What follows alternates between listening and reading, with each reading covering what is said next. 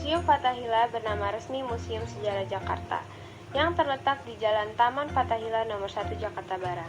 Museum Fathahillah dulunya merupakan gedung Balai Kota Batavia. Bangunan ini didirikan pada tahun 1707 sampai tahun 1710 atas perintah Gubernur Jenderal John Van Horn. Dahulu bangunan ini digunakan sebagai kantor, ruang pengadilan, dan ruang-ruang bawah tanah yang dipakai sebagai penjara. Selama 2 abad, Balai Kota Batavia ini digunakan sebagai kantor administrasi Kota Batavia. Balai Kota Batavia juga mempunyai ruang tahanan yang pada masa VOC dijadikan penjara utama di Kota Batavia. Penjara tersebut memiliki ventilasi yang sangat kecil dan sedikit cahaya penerangan. Hingga akhirnya banyak tahanan yang meninggal sebelum diadili di Dewan Pengadilan. Lalu, penjara di Balai Kota pun ditutup pada tahun 1846.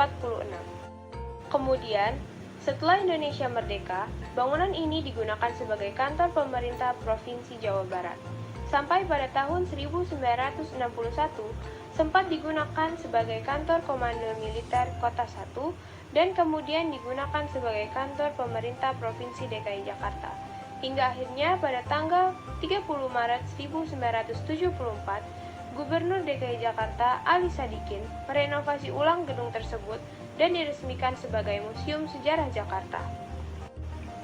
Di dalam Museum Sejarah Jakarta dapat ditemui objek-objek seperti perjalanan sejarah Jakarta, replika peninggalan masa Tarumanegara dan Pajajaran, hasil penggalian arkeologi di Jakarta, mebel antik mulai dari abad 17 sampai 19, keramik, gerabah, dan batu prasasti.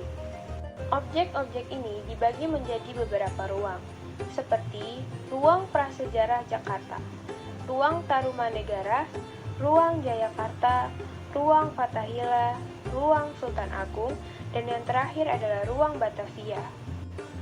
Pembagian ruangan ini dan penataan koleksi yang ada sangat mempertimbangkan aspek artistik dengan harapan dapat berfungsi seoptimal mungkin sebagai sumber informasi bagi masyarakat.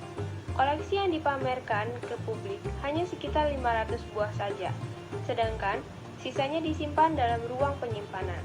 Secara berkala, koleksi ini dirotasi sehingga dapat dilihat oleh masyarakat.